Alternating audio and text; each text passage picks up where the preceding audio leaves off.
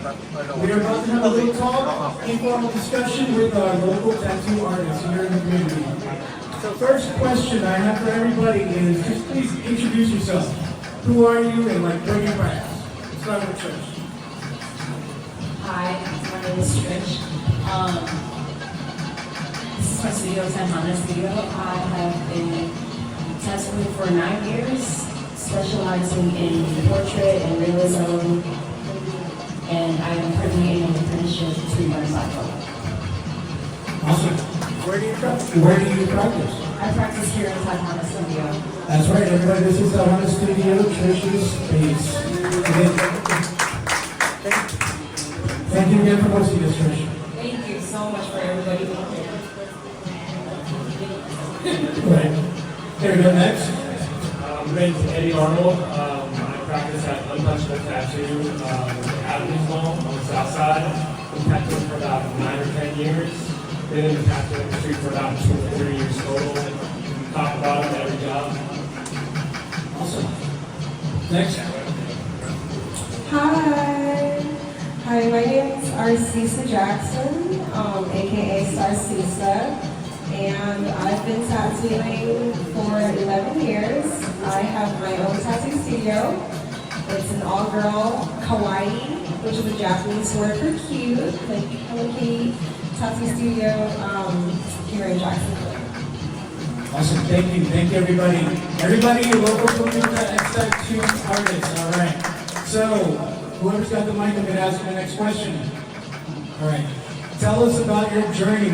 Why are you a tattoo artist? I'm a tattoo artist because I was the son of a sailor. Obviously, come from head to toe when I was a kid. Always been interested in body art. And when I was 17 years old, walked into a tattoo shop my brother's friend owned, and haven't walked out since.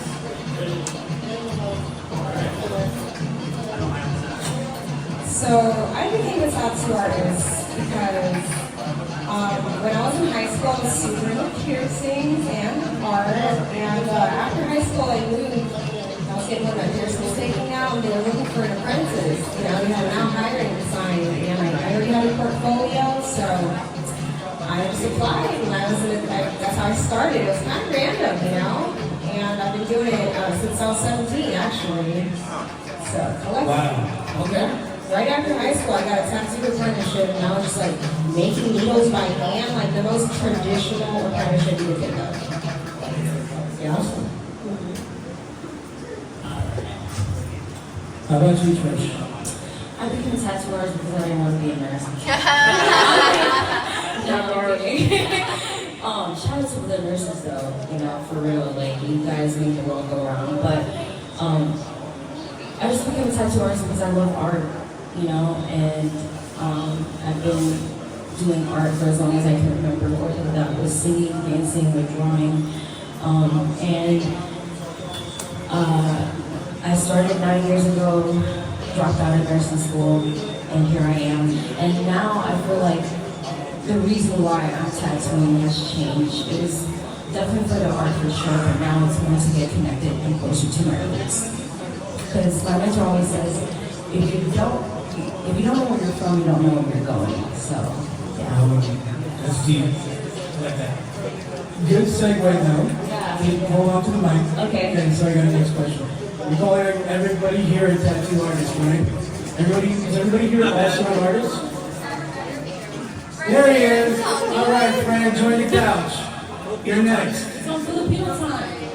You have to get food first. Food comes first, right? All right. Real quick. We're gonna pass the mic. Introduce yourself. Who are you and where do you practice? Hello, my name is Fred. I practice at Bold City Tattoos. I go by Fred 83. You can find me on Instagram. I got one more question for you. Everybody wants to know. Tell us about your journey. Why are you a tattoo artist? Because I can make money off of it. And I've always wanted to be an artist. When you were raised like me, you don't believe in like making money off of art. So when I saw the avenue, it was no other way. I got my neck tattooed. That was the first thing I got tattooed. And I was like, I'm locked in. I'm locked in to do this. So here I am. Awesome. Thank you for that. Thank you for sharing. Sure. Okay. Did you want to talk more? Go for it. Go for it. I didn't just walk into a shop. I mean, it was like more to it. Okay. Tell us about it. Okay. So I did just like, there was a young hiring design. I was in college for like art, and dropped out. And then after my first apprenticeship, I stopped tattooing for like 7 years. And I just kind of bounced around from like job to job to job. And I came back to it when I was 24, and I started over and kind of later, there was a big gap between it. And I got back into it because like I had an abortion, and like tattooing just kind of always followed like my first job when I was 17, and like I feel like tattooing really saved me, it helped me like find my career and find people like and build a community.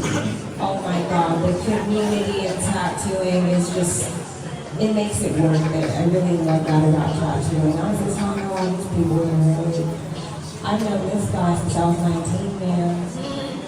We're like in our, he has a kid now, he's married. Awesome. Grew up in the city, Grew All up right. in the city. Right before Fred walked in, I was going to talk about something. Everybody here is a tattoo artist, but also everybody here is an artist. Everyone look around on the walls, you will see art pieces by Fred, by Trish, by Eddie, and on the other side of the wall by our sister. Okay? Make sure you check out your artwork. I want to ask you about your artwork now.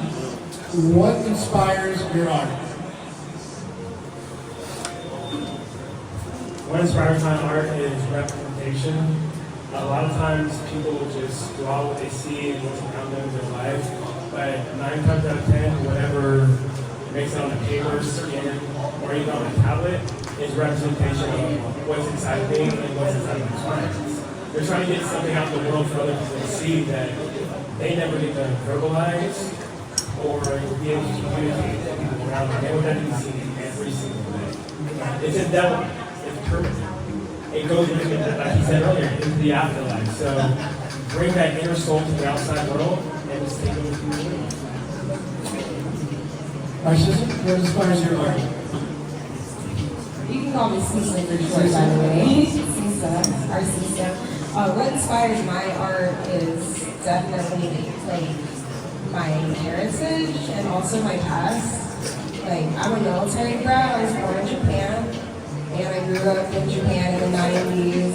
So like Japanese, Hawaii, anime culture, and then being like mixed with black definitely influences my art as well. So like pastel colors, like beautiful and exotic looking, like, mestizas, I love to paint mestizas, like girly pop, that's me, man, just like hyper feminine.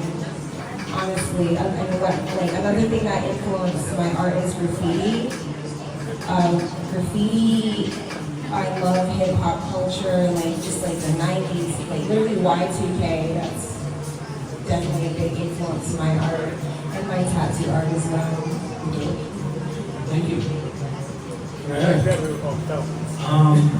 My inspiration comes from a lot of my friends or my contemporaries. I feel very competitive. Like I want to be good. I want to be better than good. So like I want to put myself next to people that are dope. Like I can't, like if it's not dope, I don't mess with you like that.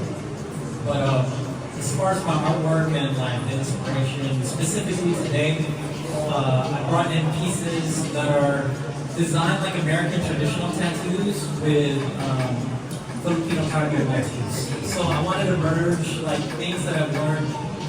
Those are done with a spit shading technique. And that's the way American traditional is done. But yeah, so I wanted to do a remix of the two worlds and like represent a little bit of my background and how I grew up in tattooing, and then also like our event, what we're doing here, representing our culture, digging in, just representing our pre-colonial roots. Awesome. I like that. All right. What inspires my art? I think everything, I look at life and I try to find all the beautiful things in life, whether that's family, friends, traveling, my clients. The pieces that I submitted for this exhibit were really close to me in my journey on, back to my roots. This picture, this drawing right here is made from graphite and carbon. And this is, when I was, getting back into my roots, because the way I was raised, I didn't get to really, and then also in school, they don't teach about Filipino history, we kind of have to step out of ourselves and then Google it. You have to really want to know who you are. And in order for you to do that, you have to want to do research and seek out that knowledge.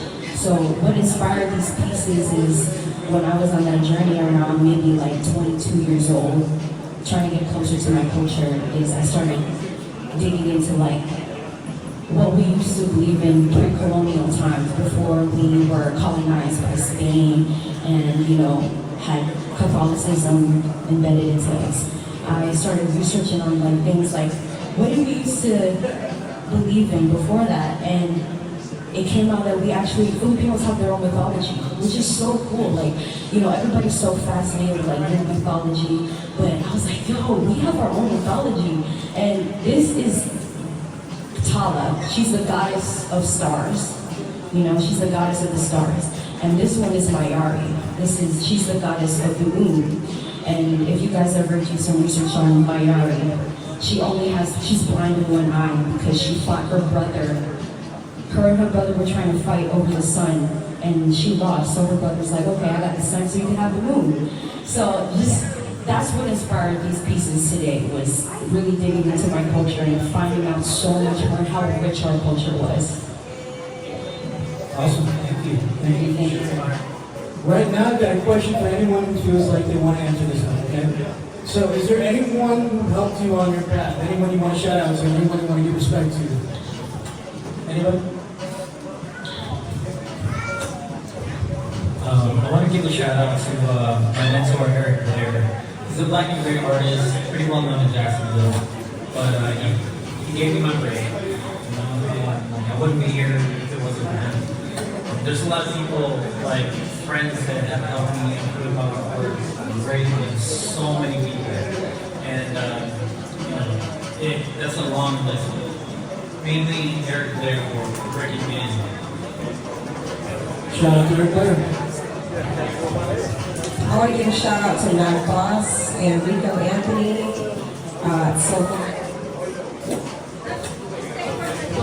Hello? Oh, okay.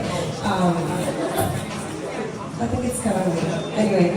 So yeah, shout out to the Homies. They were my mentors. I've actually had quite a few mentors, and also the girls at Black Rabbit Tattoo over there in Virginia.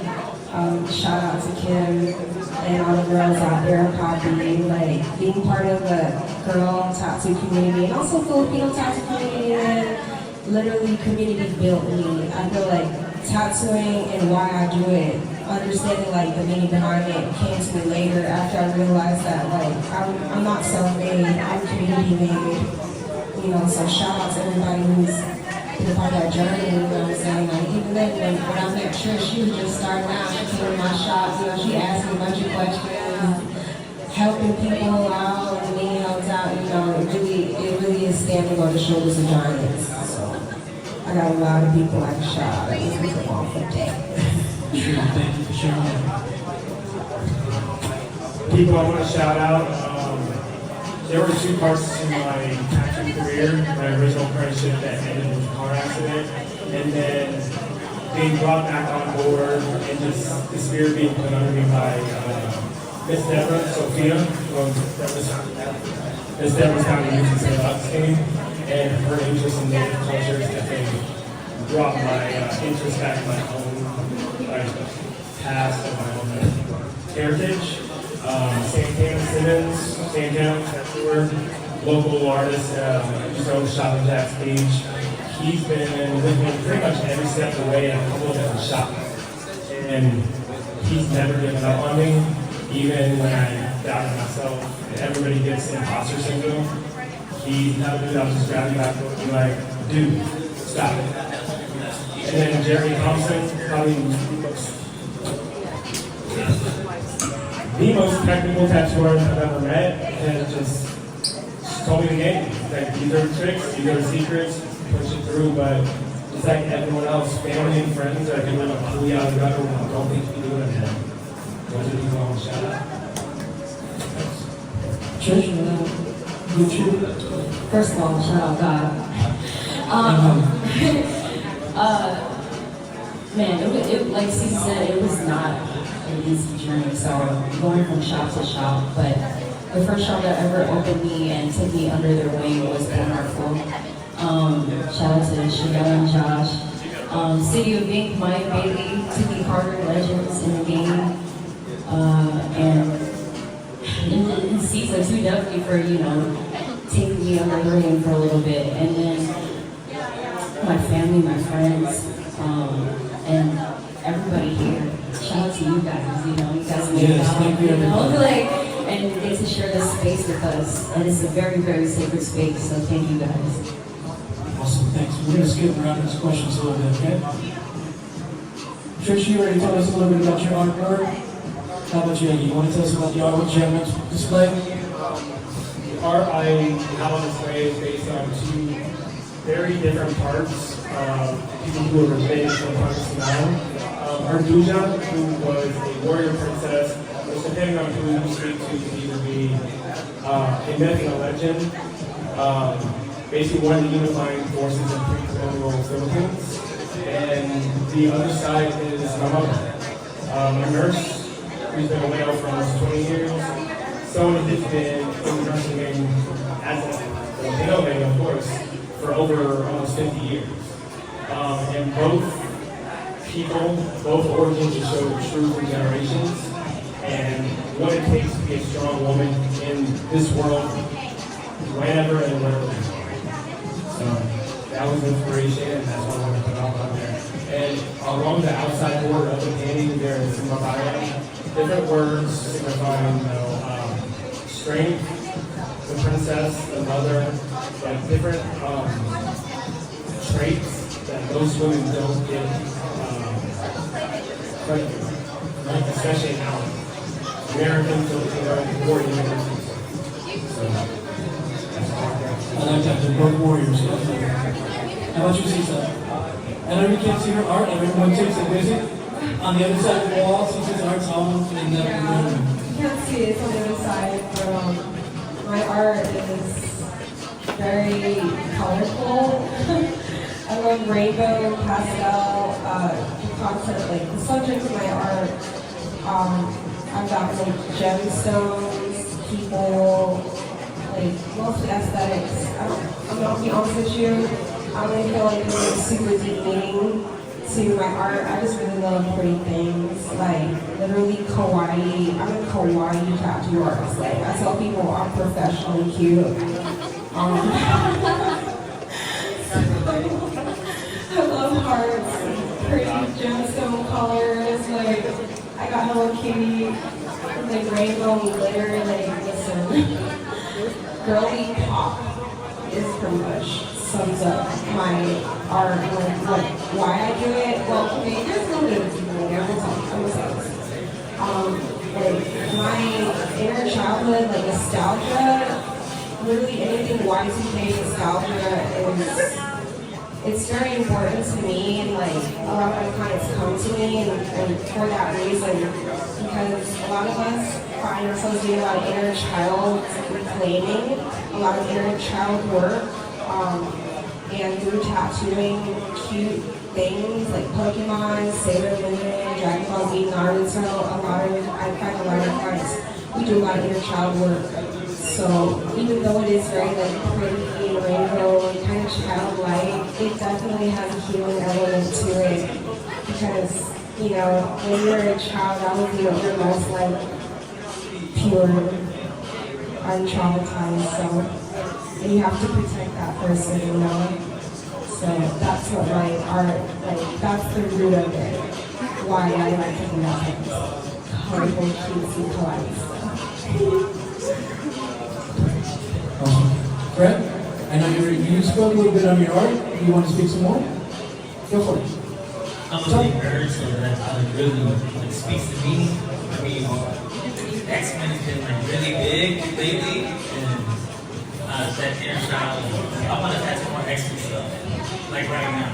Y'all want some X-Men? Anyone? Let's do it.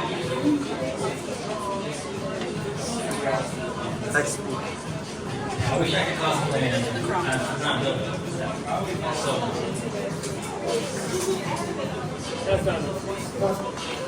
Cosplay's for everybody there. And what do you do? I appreciate it. What do you guys think I should cosplay as?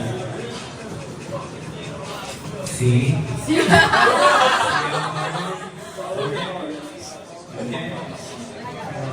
She's like Goku with that blonde hair, Super Saiyan.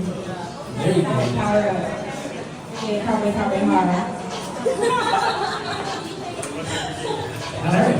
You're sharing about your art and your history. I've got some other questions here, so let's take a little bit of turn. Okay? Anyone can answer this who wants to answer this. Do you feel connected to your roots? Yes. Good answer. Okay, I'll add to that. How do you stay connected to your roots? This past Christmas, I got to visit the Philippines for the first time in over 24 years. So definitely got to get connected. I was there for a month. It was awesome. Oh my God, yo. Philippines in 2024. What? Everybody got a cell phone and a moped. Yo, I felt connected. Everyone got Wi-Fi, Bluetooth. Very connected in the Philippines.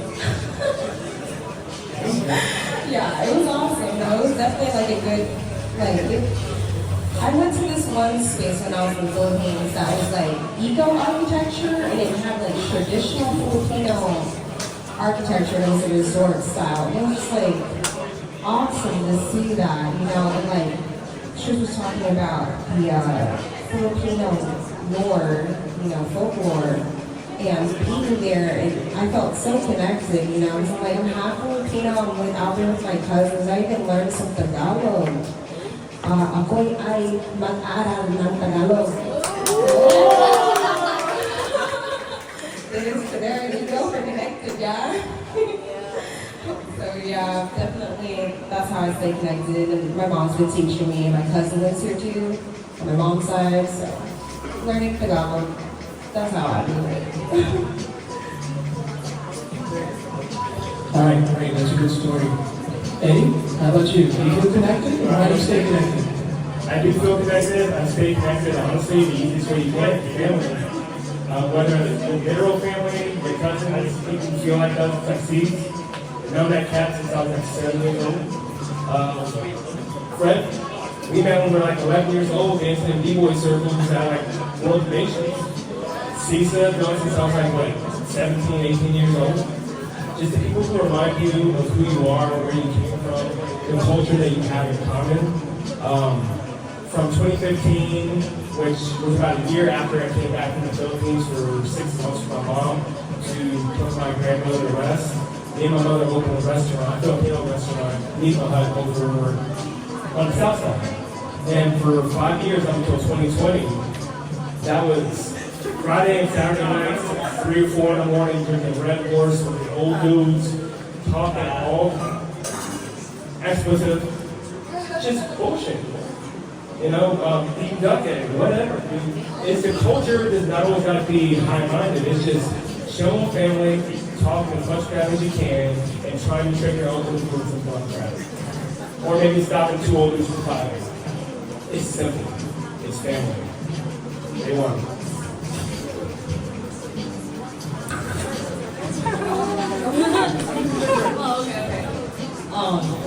Yeah, how I've stayed connected is definitely what you said, by being with my family, and enjoying the food and speaking the language and listening to the music. And I always like, the last time I went back to the Philippines was 2019, 2020, and also I feel like I'm feeling even more connected now that I am learning BATOK, and just seeking knowledge. That's how I also stay connected. I have a lot of books that I read about our culture and our traditions and our rituals and all of that.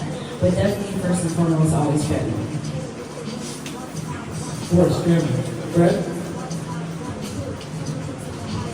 I dyed my hair blonde, so I'm really disconnected right now. No, but for real, on the real, like I think Jacksonville as a culture, when I was coming up going to school, it has a habit of disconnecting us from our past, right? So digging in and like relearning like things that made me Filipino has been like a long journey. As far as like what connects me with art is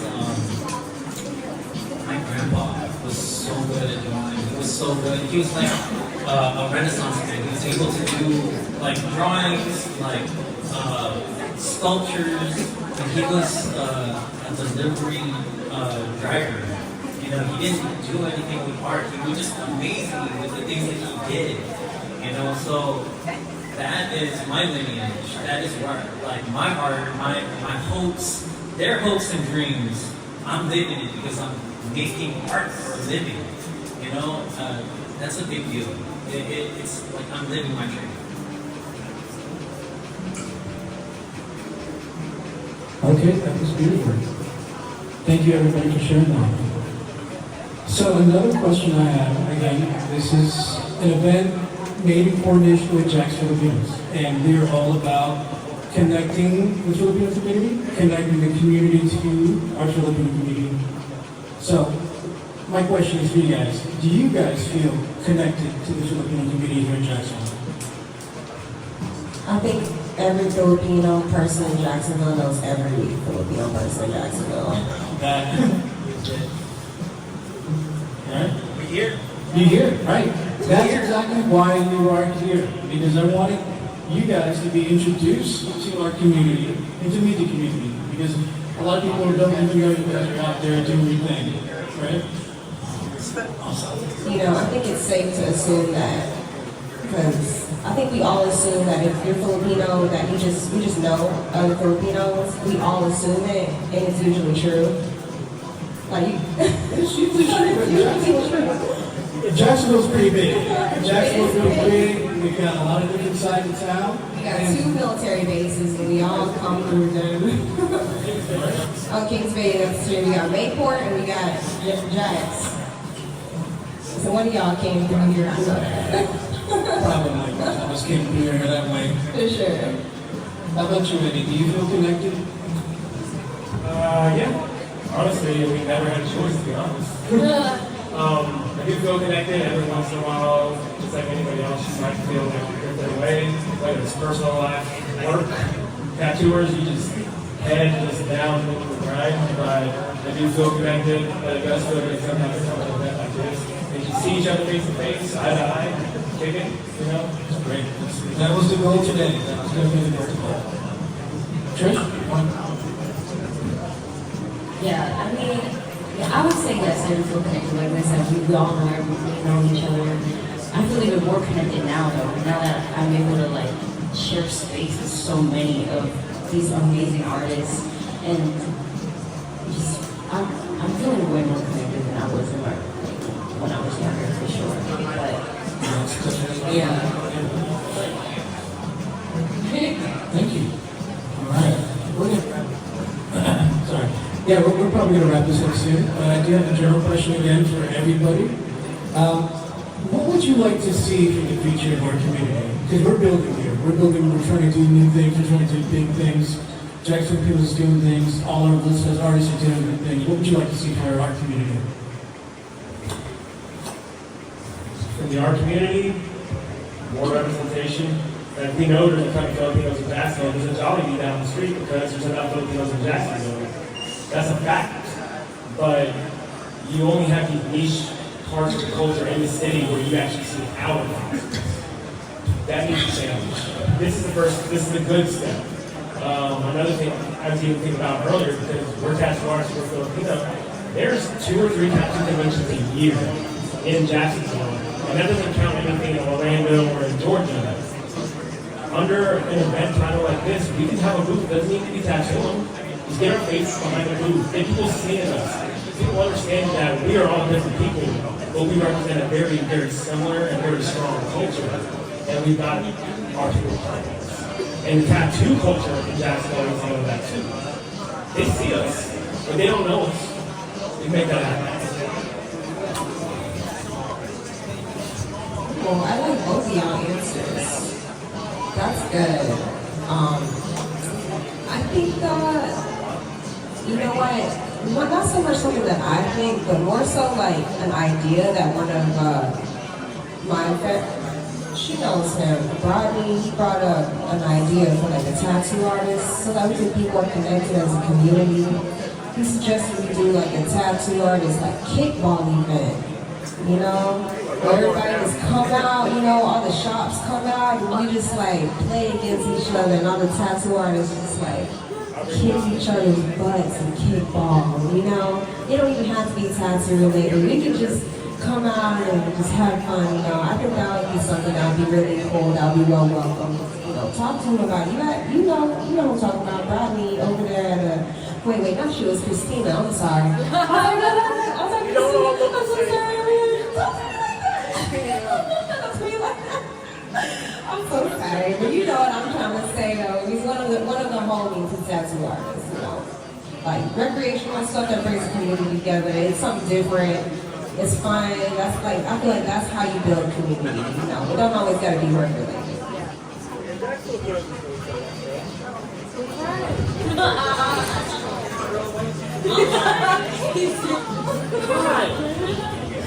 I have 2 younger children, so like just being an example for kids that are Filipino, so that they can see that this is a possible route. You know what I mean? Like a lot of us get pushed into a certain direction in our lives.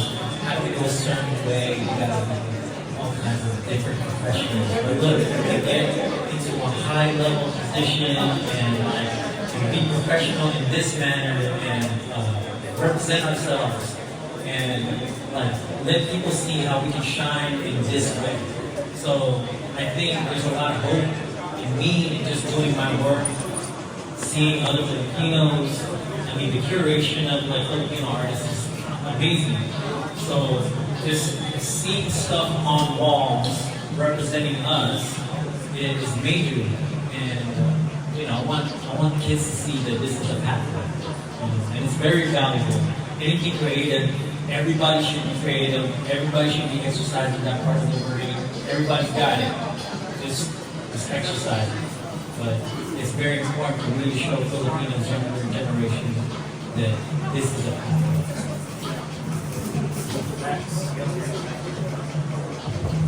Okay, so yeah, the question was, what do you want to see for the future of our community?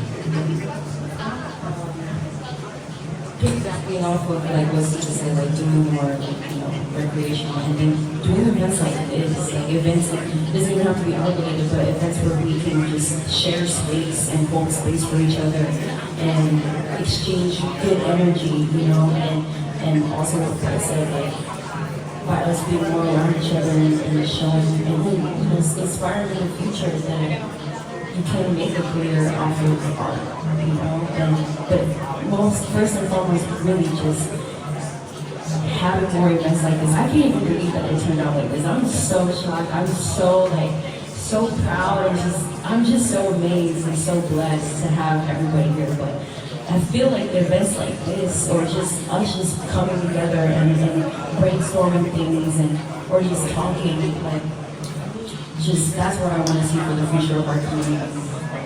You know, to keep going and doing stuff like this. All right, thank you everybody for sharing. So again, I'm CJ, Siege, under Siege 360. I'm on the board with Jack's Filipinos, and we are here to do exactly that, create the future of our community. We have a lot of events planned for this year. We have a lot of events coming. We are trying to do a lot to bring our community together and to share our culture with the community. Again, also, this event in particular is to share our past with us, to make sure that we don't forget, that we keep it going. All right? Upcoming next month, Jack's Filipinos is hosting a Philippine Independence Day celebration at Riverside Arts Market, June 8th, during regular Riverside Arts Market hours. Okay? Also, later on this year, this has not been announced yet really, but Jack's Filipinos is also hosting a takeover of Sip and Stroll. So, everyone, get ready for that. That's going to be cool. It's going to be in November though, okay? Stay tuned. Oh, not to forget, just like last year for Filipino American History Month, we are having another fiesta in October, okay? So we're doing our best to really bring back the community. Like, I'm a lot older than I look, but when I was a teenager, I felt like the Filipino community was a lot more connected, stronger. We had a lot more going on. There were more things, events. I mean, I was part of like a Filipino youth choir, stuff like that.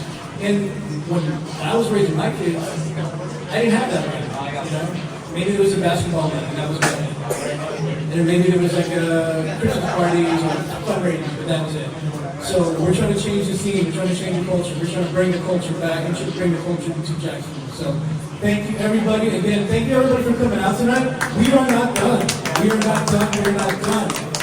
In a little bit, Token Moreno is going to be doing a fire show. Hopefully it does not rain, but she will be doing a fire show in the outside parking lot. So stick around. Grace Bio is doing has a little surprise for that. Also, at around 8:30, we're going to be having out here for an after party. So please stick around. We got DJ Mercy. He's going to be coming out. He's going to be spinning. There's going to be turntablism. And we're going to have a good time. We're going to have fun. Again, thank you everybody.